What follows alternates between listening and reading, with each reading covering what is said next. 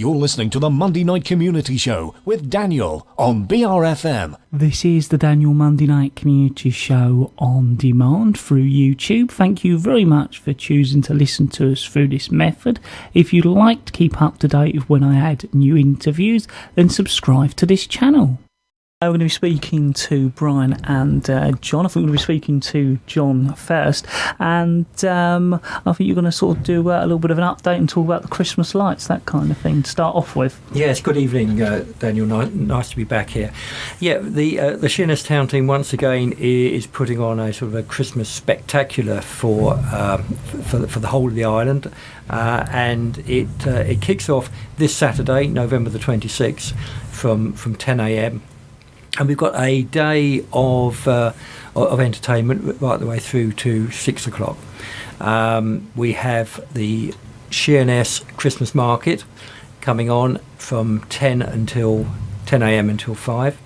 And that means that we've got a lot of traditional stall traders from our usual market who are coming out of Rose Street car park and going into the high street.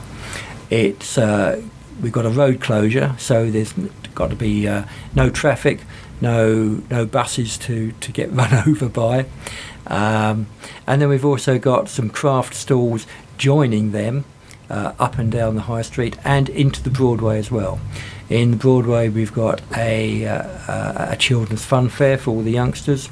We've got some specialist craft stalls, mainly from the Isle of Sheppey, people who have who are going to be able to sort of produce some really special sort of Christmas presents for last minute shoppers. So that's happening all day.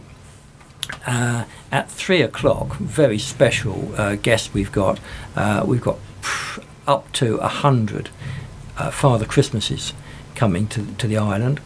It's going to be the Round Table's second, and I have difficulty saying this, but the Round Table's second sheppey Santa stroll at about 3 o'clock. It should be a fantastic spectacular. I mean, if did you see it last year, Daniel? Yes, yeah. So it looked pretty spectacular. I see some of the photographs you took as well afterwards, and they really sort of showed it. Yeah, just absolutely amazing to see a whole parade of Santas in their red suits coming down the high street, and they're going to just so listeners are aware, the Santas are going to congregate at the Old House at Home pub at the junction of the High Street and the Millennium Way, and then I think I'm just trying to think what the collective noun for Santas is. I think it's a sleigh of Santas. Is that about right? I don't know, but it sounds good. So we're going to get the Santas parading down from the Old House at Home right the way through the High Street, past the Clock Tower, down to Beach Street. Then they're going to kind of turn round. Heaven knows how they're going to do that.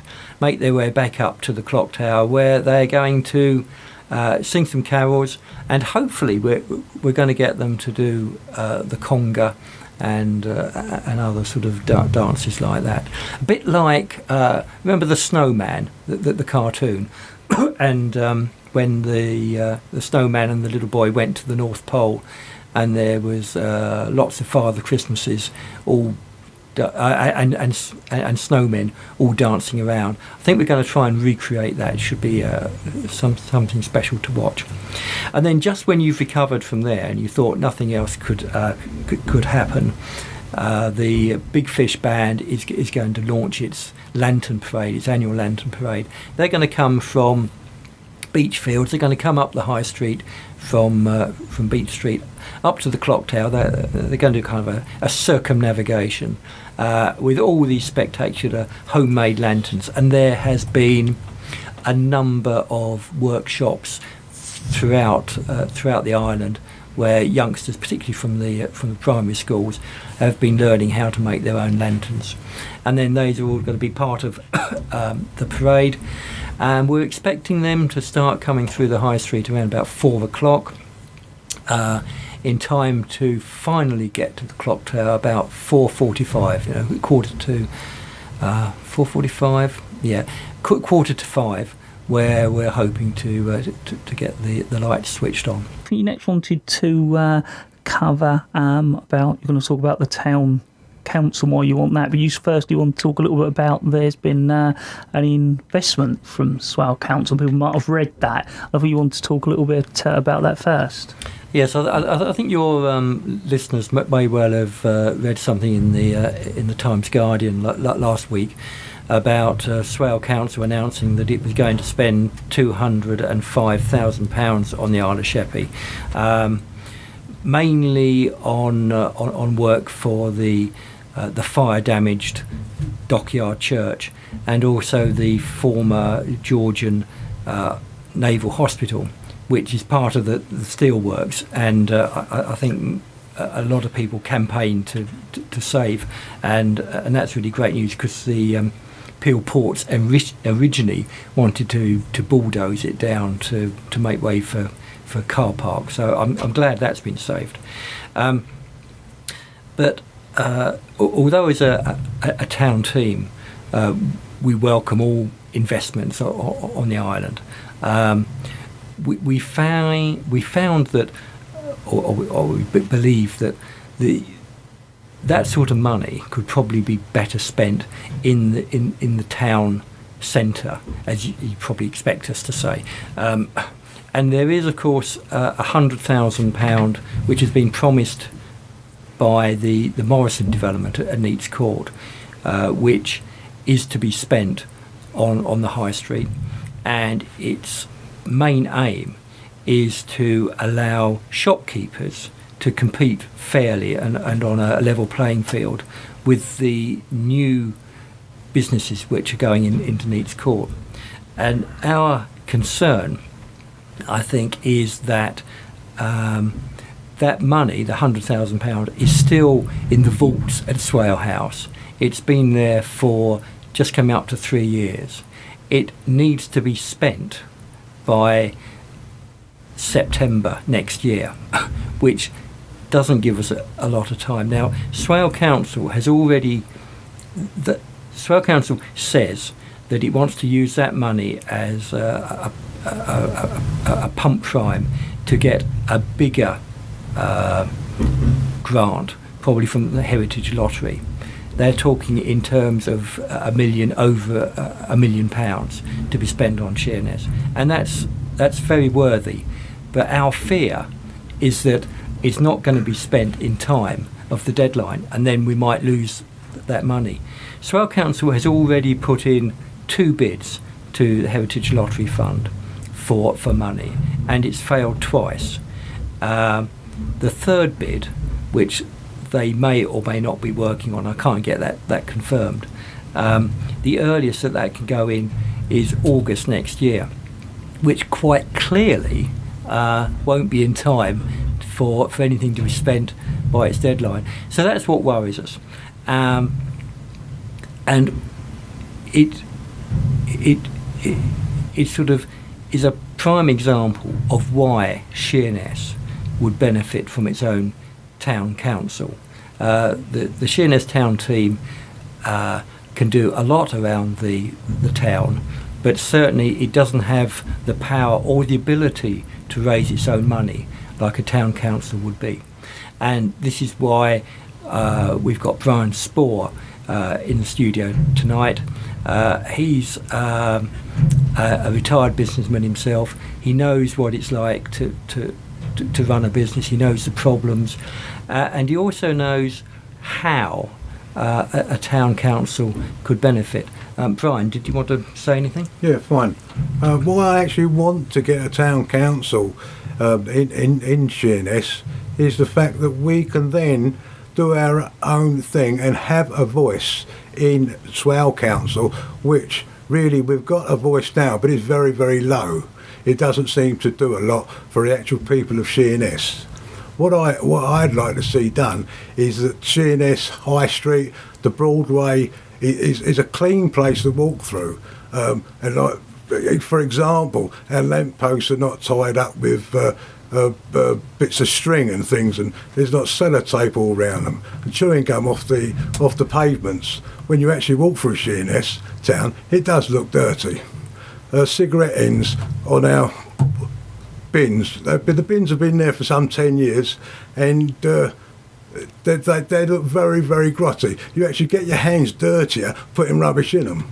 So that's why we need a town council. The surrounding streets need to be cleaned up. The back alleys need to be cleaned up. And at the moment, this is not being done very good. So if we had our own town council, we could sort them things out to have a better place for us and our children to be brought up in.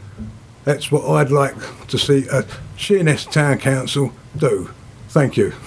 Okay, so you can't really argue with that, Brian. So right, council, how this? Right, there'd be an extra £28 of thereabouts. It won't be over £30 per year on your council tax. Now, not to be worry you if you're on some sort of benefits to be paying your own rent and council tax, that will actually be paid by Swale Borough Council. Each single home will pay, say, £30 a year, which is sort of less than 50p a week. I mean, that wouldn't pay half a Subway sandwich. So that's very little to pay for what gains Sheerness people will get out of it. Thank you.